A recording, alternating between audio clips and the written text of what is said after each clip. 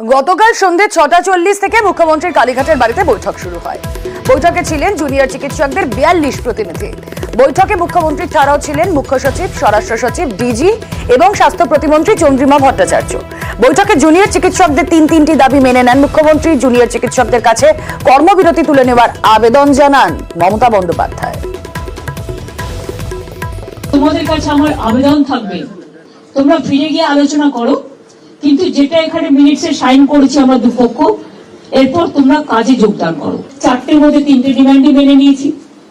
তাছাড়াও CCTV, light, restroom, washroom এগুলো করে দেওয়ার ব্যাপারে 100 কোটি টাকা দেওয়া হয়েছে।